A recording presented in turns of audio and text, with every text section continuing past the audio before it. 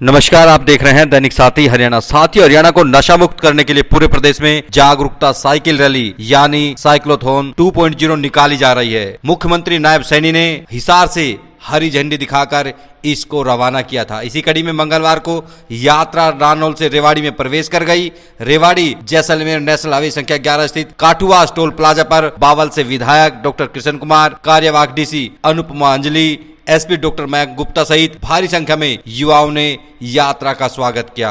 वहीं भालकी माजरा में जागरूकता कार्यक्रम का आयोजन भी किया गया। बता दें कि इस दौरान लोगों को लोटे में नमक डालकर नशा नहीं करने की शपथ भी दिलाई जा रही है। साइकिल यात्रा के लिए रेवाड़ी में करीब 20,000 युवाओं ने पंजीकरण कराया है। यात्रा रेवाड़ी में 2 दिन रुकेगी। बुधवार को यात्रा को राव तुलाराम स्टेडियम में एक भव्य कार्यक्रम के बाद आगे के लिए रवाना कर दिया जाएगा। बता दें कि साइक्लोथॉन में युवा ही नहीं, बुजुर्गों ने भी साइकिल यात्रा के माध्यम से नशे से दूर रहने का संदेश दिया। बता दें कि रेवाड़ी की कार्यवाहक डीसी आईएएस अनुपमा अंजलि ने सोमवार को ही साइक्लोथॉन के लिए एक प्रेरक गीत भी लॉन्च किया था।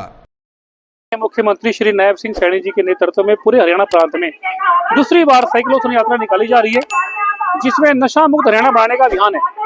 ये जो साइकिल जागरूकता यात्रा है, इसमें हरियाणा पुलिस और Haryana state narcotics control bureau मुख्य रूप से काम कर रही है। हरियाणा को ड्रग फ्री बनाना जहां सरकार का काम है, वहां हरियाणा पुलिस और एनसीबी का भी एक कर्तव्य है। तो हरियाणा को ड्रग फ्री करने के लिए हम 2 प्रकार से काम कर रहे हैं, अपराधियों को पकड़ने का और जागरूकता करने का। पकड़ने की यदि मैं बात करूं तो 2023 में एनसीबी और पुलिस ने हरियाणा के अंदर 3,823 अभियोग अंकित करके 5,918 नशा तस्करों को जेल में डाला है। 2024 में भी हमने 3,330 अभियोग अंकित करके 5,200 से अधिक नशा तस्करों को जेल में डाल दिया। इन 3 महीनों में 2025 में भी हमने 717 एफआईआर लॉन्च करके मुकदमे दर्ज करके 1212 अपराधियों जेल में डाल दिया। परंतु इसके साथ ही हम जागरूकता भी करते हैं। जैसे अभी साइकिल यात्रा के अंदर भी हम एक नमक लोटा अभियान लेके चले हुए हैं। हम गांव-गांव जाके लोगों को कह रहे हैं कि नमक लेके लोटे में डालो और ये संकल्प लो कि मैं नशा नहीं करूंगा।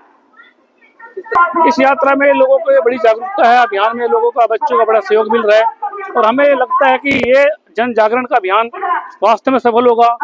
नशा मुक्त होगा हरियाणा और सबको मिलकर पड़ेगा जोर लगाना। सर, पुलिस देखो, इसमें टेक्निकल चीजें होती हैं। यदि किसी के पास ड्रग्स का नशा कम है, इसकी मात्रा होती है, तो मात्रा कम वाले को सजा कम होती है। कई बार कोर्ट के ऊपर निर्भर करता है, छोड़ देता है। परंतु जब मात्रा ज्यादा होती है, 3 प्रकार की क्वांटिटी होती है: कंज्यूमेबल क्वांटिटी, मीडियम और कमर्शियल। यदि कंज्यूमर क्वालिटी है, कम क्वांटिटी है, फिर उसको जमानत दी जाती है और पहली बार करने वाले को जमानत दी जाती है। जो बार बार ऐसा अपराध करता है, उनकी सूचियां हरियाणा सरकार द्वारा बनाई जा रही है और पिछले वर्षों में 108 नशा तस्करों की संपत्तियों को जब्त किया गया है, उन्हें धरती में मिलाया गया, नष्ट कर दिया गया है और आगे भी ये अभियान लगातार चलता रहेगा।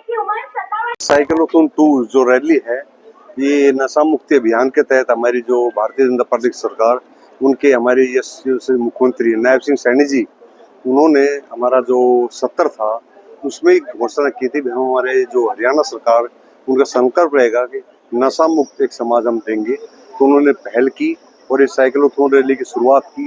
ये सभी जिलों में करीब एक दिन रुकेगी और हर गांव में ये अवेयरनेस करेगी कि संसार को नशे से कैसे कैसे हम बचाना है, क्योंकि एक सामाजिक बुराई है। तो नशे के लोगों के अवेयरनेस करना, उसको खत्म करना और जो नशे के कारोबार में संलिप्त है उनका खत्म करना, उसके लिए एनडीएसपी से अलग से बनाई है। तो हमारे उन्होंने एक हेल्पलाइन नंबर भी जारी किया है और एक मानस पोर्टल जो कि अलग से शुरू किया है। कोई अगर व्यक्ति अपना नाम पता ना बताना चाहे तो मानस पोर्टल पर भी कंप्लेंट दर्ज करवा सकता है। उसकी जो सूचनाएं कॉन्फिडेंशियल रखी जाएगी, उसका पता भी नहीं चलेगा। तो मेरा सभी अपील है कि आप हमारे समाज को इसके नशे से युवाओं को बचाएं और इस पे नशा कंट्रोल करने के लिए और इसी तरह के जो नशे का कारोबार है उससे हमें मुक्ति दिलाने। नहीं, रेवाड़ी पहुंचने बड़ा अच्छा था। जो साइकिल पे हमारे पुलिस के एनडीएसपी के एसआई थे, उनके नेतृत्व में पुलिस के भी थे और हमारे बुजुर्ग थे जो 65-70 साल के थे। तो इसे बड़ा अच्छा लगता है कि इस उम्र में भी उनका जज्बा है जो युवाओं के लिए प्रेरित कर रहे हैं। तो युवा के लिए बड़ी प्रेरणा है भी, हमारे बुजुर्ग भी इस चीज में है। तो हमारे युवाओं को भी ये बात माननी होगी कि हमें दृढ़ संकल्प ले, ना नशे की बात करें, ना नशा करें और अपने समाज को अच्छा बनाए।